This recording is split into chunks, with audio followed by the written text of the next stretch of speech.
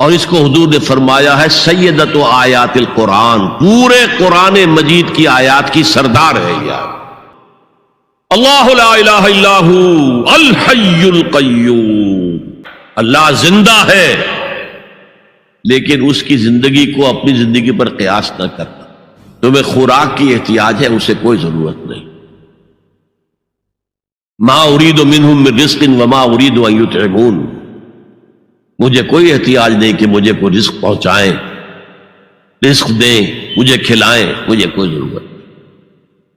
پھر تمہاری حیات نیند، اونگ، تھکان، ان تمام کمزوریوں کے ساتھ ہے۔ وہ الحی ہے، اپنی ذات میں خود زندہ ہے، حیات اس کی ذاتی ہے، کسی اور نے عطا نہیں کی ہے۔ اور القیوم بقیہ پوری کائنات کے لیے وہی ہے، اس کو تھامے ہوئے ہے۔ لا تاخذہ سنۃ ولا نوم، الحی، حیات کامل کہ اس کو نہ نیند آتی ہے نہ اونگ آتی ہے۔ لہ ما فی السماوات و ما فی الارض، آسمان اور زمین میں جو کچھ ہے اسی کی ملکیت ہے۔ تم کسٹوڈینز ہو، تم امین ہو، یہاں تک کہ یہ میرا جسم بھی میرے پاس امانت ہے۔ میں کون ہوں؟ میری خودی، میری انا، میری روح جو پوزیس کرتی ہے اس بدن کو، لیکن یہ پوزیشن ملکیت کا نہیں ہے، امانت کا ہے۔ یہ امانت، یہ ہاتھ بھی امانت ہے، میری زبان بھی امانت ہے، میری آنکھیں بھی امانت ہے۔ من ذا الذی یشفع عندہ الا باذنہ، یہ یہاں پر انداز بڑا پرجلال۔ کون ہے وہ جو شفاعت کر سکے اس کے دربار میں مگر اس کے اذن سے؟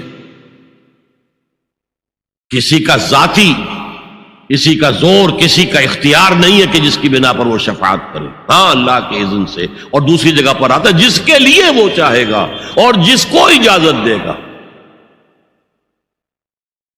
جیسے کہ آتا ہے اما یتساءلون میں، یوم یقوم الروح والملائکۃ صفا،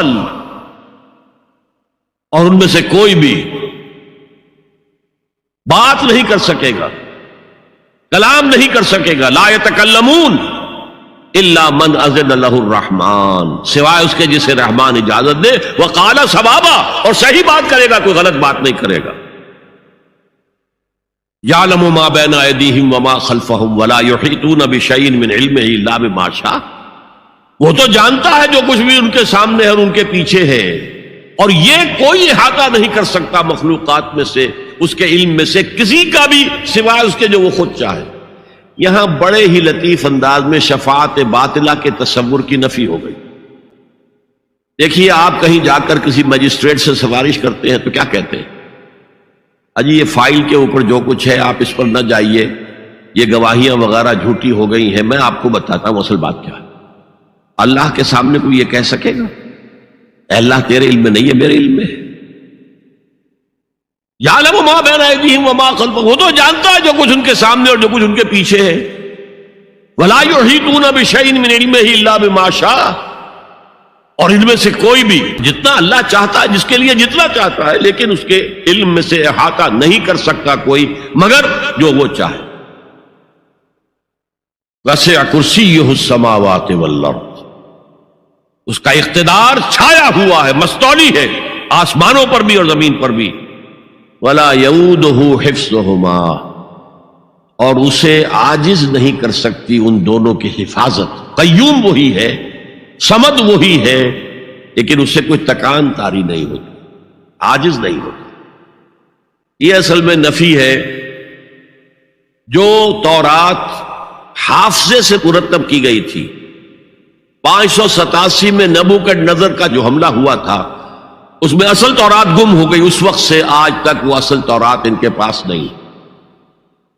پیریڈ آف کیپٹیوٹی سے واپس آئے ہیں بیت المقدس میں، سائرس کے لطف و کرم کی وجہ سے، ذوالقرنین کے لطف و کرم کی وجہ سے، پھر یادداشتوں سے لوگوں نے وہ تورات مرتب کی ہے، تو اس میں انسانی فکر شامل ہو گیا۔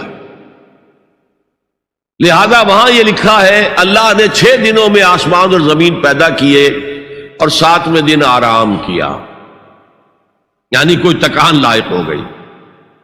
قرآن نے کہا، اللہ تعالیٰ نے فرمایا سورہ قاف میں، وَلَقَدْ خَلَقْنَا السَّمَاوَاتِ وَالْأَرْضَ وَمَا بَيْنَهُمَا فِي سِتَّةِ أَيَّامٍ وَمَا مَسَّنَا مِن لُغُوبٍ، یقیناً ہم نے آسمان اور زمین اور جو کچھ ان دونوں کے مابین ہے انہیں 6 ہی دنوں میں پیدا کیا. وہ بات ٹھیک ہے، لیکن ہمیں کچھ تکان لائق نہیں ہوئی کہ ہمیں کسی آرام کی ضرورت ہو.